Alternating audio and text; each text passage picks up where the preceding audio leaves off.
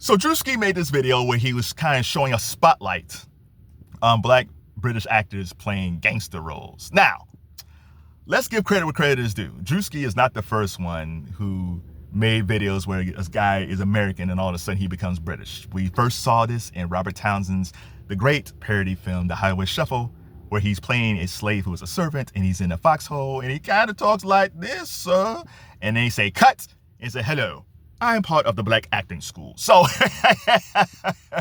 so Robert Townsend did that way first back in 1987. So before we annoyed Druski like he's some genius, Robert Townsend did this decades earlier. But the Druski parody was really good. But he does highlight something I've been saying for a long time. Like over the past 10, 15 years or so, there has been an influx of black British actors playing American roles. Now, again, these actors are really good in this. Like, I enjoyed Daniel Ezra's performance in All American. He was fantastic in that. My dad loved Snowfall. He loved the character Franklin.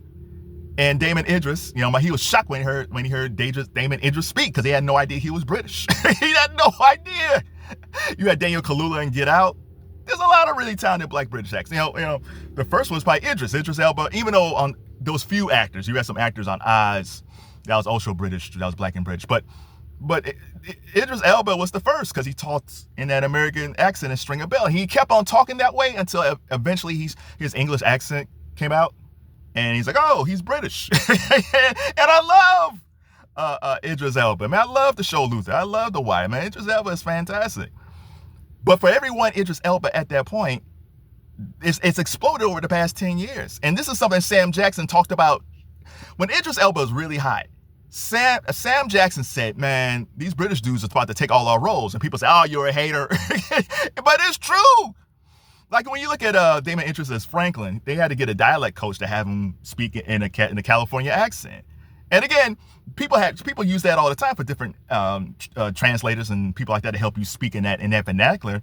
But at the same time, it's kind of disarming. It's like, well, you can find someone from Cali, like you can find some dude that's from Detroit that can talk like he's from California. Now, Hollywood would say, well, these black British actors, they come from the theater. So you're saying that there's no black American young male actors who can do this. And my feeling is, man, we're missing out on the next Sam Jackson. We're missing out on the next Denzel Washington. But I feel like after George Floyd, Hollywood in their own quiet way is pushing back on black American actors making a ruckus or pointing out issues in Hollywood. They know that, and no offense, but I think they know that black British actors are not going to push back. And they also know that black British actors have more of affinity either for England or their culture. So that could be African, that could be Nigerian, Ugandan, Kenyan, whatever it is. They have more of a connection, which is fine. They have more connection to their African heritage, to their English heritage than they do with America. The problem is then you can't create a strong fan base. We've been watching, Denzel Washington's been around since Saint Elsewhere. A lot of people jumped on since Glory.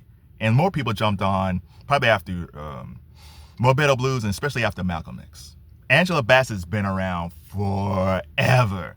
So she also was in Malcolm X. She was in Boys in the Hood. I saw her in Boys in the Hood. Black American actors just have a connection with the audiences that none of the black British actors have. Hollywood has been trying to make Cynthia Erivo a thing for years. They tried with Harriet, and then she had a bunch of flops. And I think they thought, oh, we got it when she had Wicked, and she was great in Wicked. But since Wicked Forever, or whatever the second Wicked movie was, it's gone down again. Cynthia Erivo just don't have that same connection as an Angela Bassett does. That's just fact. So yeah, Druski did spotlight this, and it's really good production. And the reason his production value is so great is that he's connected to William Morris, the William Morris agency. So he has a connection to really good production companies and cameras and all that stuff. That's why his production value looks so good. But this is why I value Robert Townsend so much with the Hollywood Shuffle, because Robert Townsend did this, just like him and Spike Lee. Robert Townsend did this on his own. If you go watch the Hollywood Shuffle and see how many different things he did in that movie, and he did all this on his credit card.